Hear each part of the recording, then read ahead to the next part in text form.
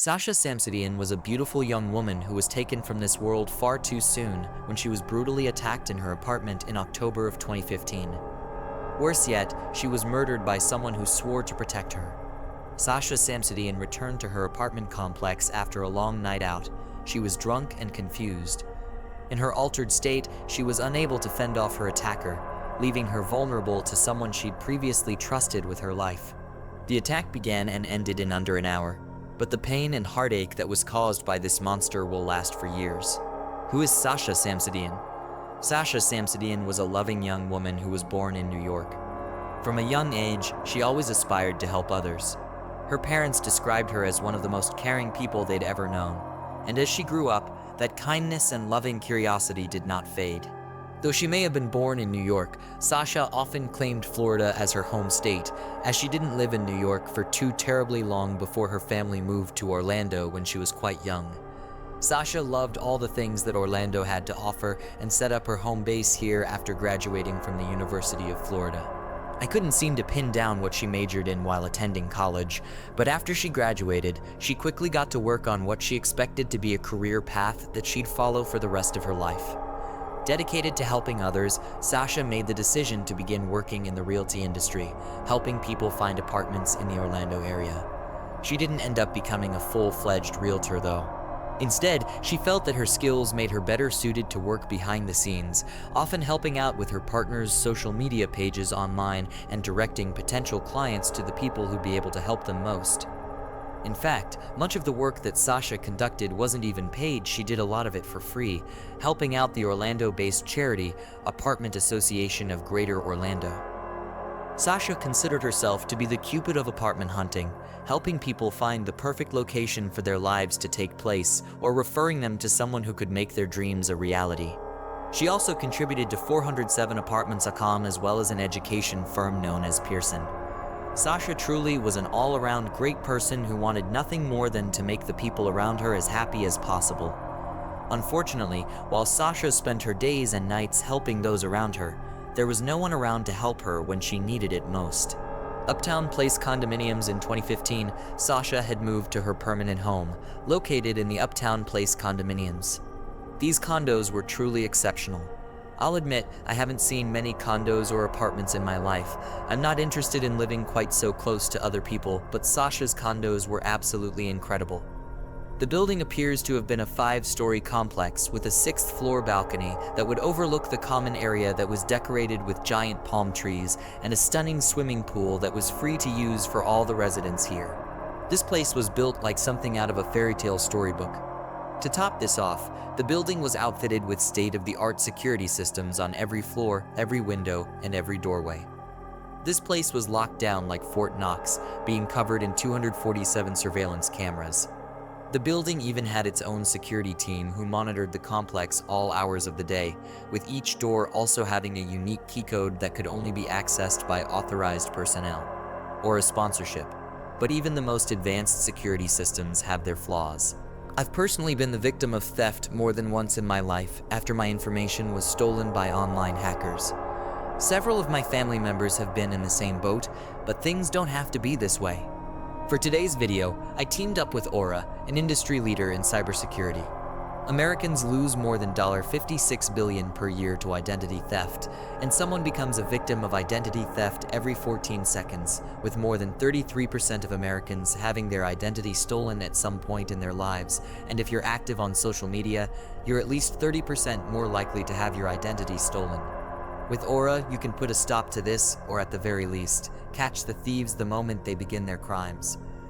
The crime scene, it was October 17th, 2015.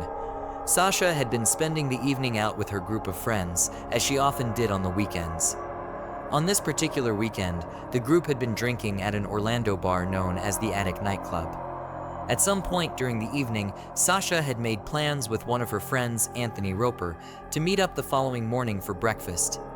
The two had known each other for quite a while, so Anthony thought it was very unusual when Sasha didn't make it to their breakfast spot the following morning. Sasha was known for being super active on social media. After all, it was her job to be active online, as she'd need to be in constant contact with her clients.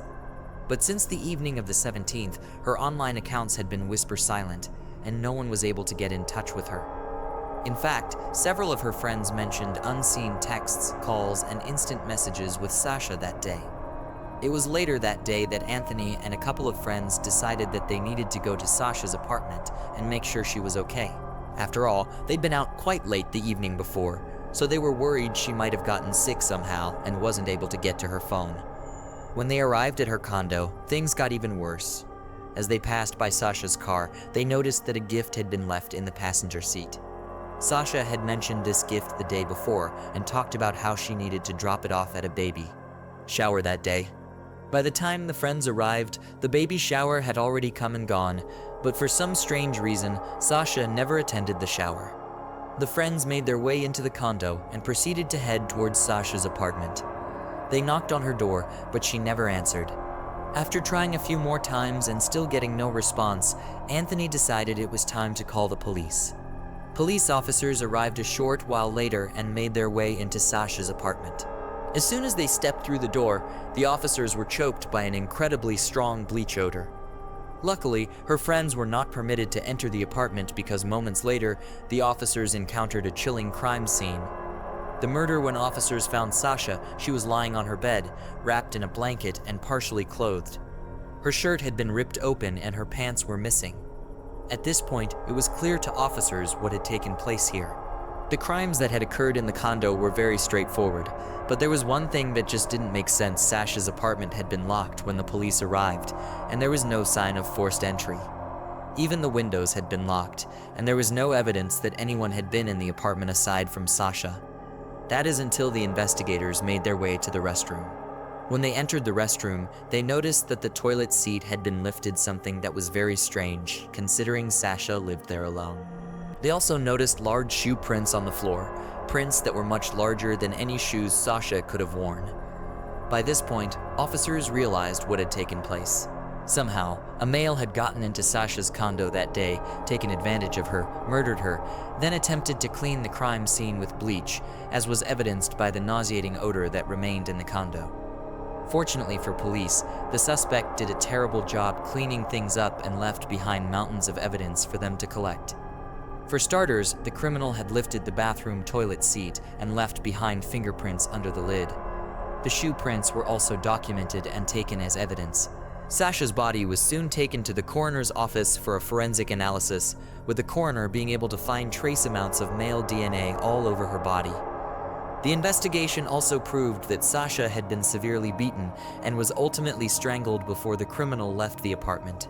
When police began investigating the crime, the first place they turned was to the security team who monitored the building. From here, they immediately ran into problems.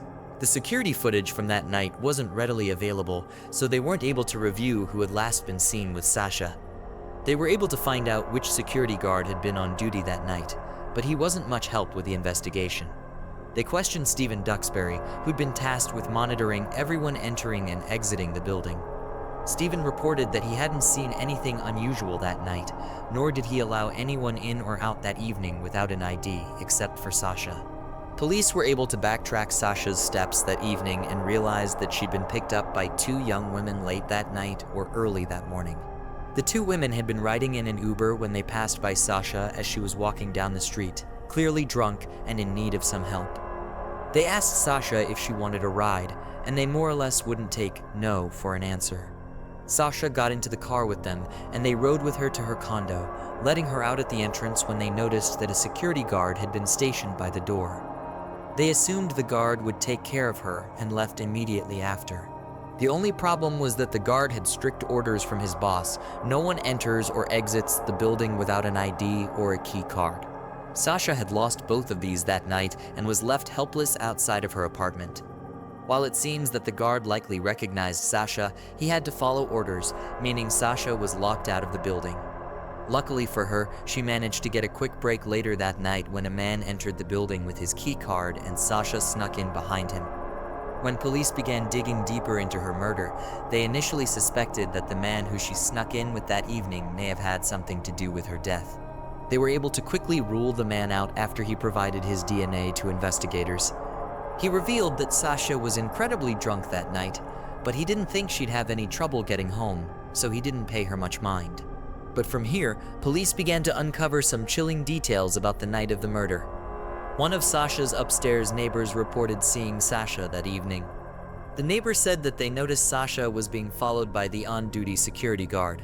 The neighbor felt like the guard was being a bit suspicious, but it was the guard's job to make sure all the residents were safe, so he was most likely just making sure that she made it into her apartment safely.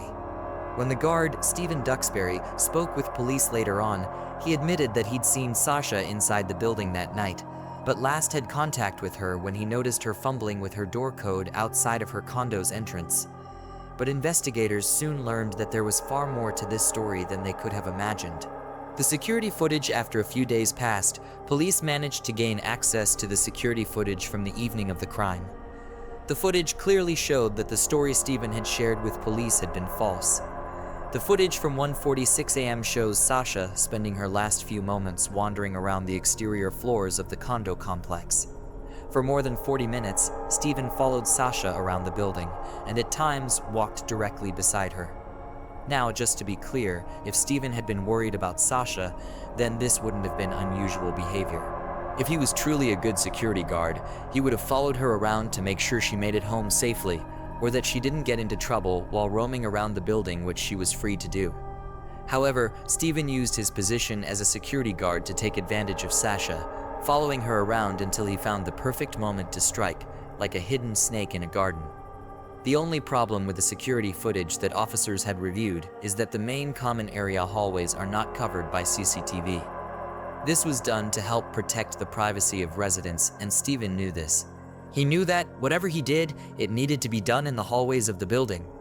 By 6:36 a.m. the next morning, Stephen is seen leaving the building while carrying trash bags out to his car, a pretty odd thing to do. The building manager later told investigators that it's not a security guard's job to handle trash, and this was something Stephen had never done before or since. This was also contradictory to what Stephen had told police, claiming he left the condo by 6 a.m. that morning. When police reviewed the footage again and took a closer look at the trash bags, they were able to confirm that these were the same style, color, and brand as the bags that Sasha had in her apartment. I'll admit, this evidence was pretty circumstantial if you ask me, but police somehow managed to use this evidence to convince a judge to provide them with a search warrant for Stephen's apartment, as well as his computer and cell phone. The digital and physical evidence that detectives were able to track down was highly suspicious, to put it lightly. Police were able to find out that, at 5 a.m. on October 17th, the same morning as the murder, Stephen used his phone to search for methods of overriding a quickset digital deadbolt, the same model that was installed on Sasha's front door. Worse yet, this search came during the same 90-minute gap in time that Stephen was absent from the building's security cameras. Soon after this discovery, the undeniable proof was uncovered. The fingerprint search had come back from the toilet seat in Sasha's apartment. The prints were a match to Stephen Duxbury. The DNA analysis came back soon after, with the DNA found on Sasha's body being definitively linked to Stephen. His shoe print also matched the one found in Sasha's restroom. But then things got even worse for Stephen. He agreed to take a polygraph test, and all of his responses regarding his whereabouts in Sasha that night were estimated to be lies, especially the portions of the test when Stephen was asked if he had ever entered Sasha's apartment at any point in his life. On October 30th, about 2 weeks after Sasha's murder, Stephen was arrested and charged for the crime. After being on trial for just 6 days, Stephen was found guilty of all charges and was given 2 life sentences in prison, with an additional 15 years for breaking and entering. Needless to say, Stephen will never see the light of day again. As it would turn out, the man who Sasha trusted most to protect her turned out to be nothing more than a heartless predator. The only mystery that remains in the case is that officers still have no idea how Stephen managed to get into Sasha's apartment without leaving behind any signs of forced entry. It's assumed that he must have found something online that allowed him to hack into Sasha's digital door lock, but we don't know for sure, and the lock didn't appear to have been tampered with. If this is truly what happened, then this is information that needs to be made public so that lock manufacturers can fix this defect and people can change their locks. Because as it stands, if you ask me, every tenant of the Uptown Place condominiums is still at serious risk.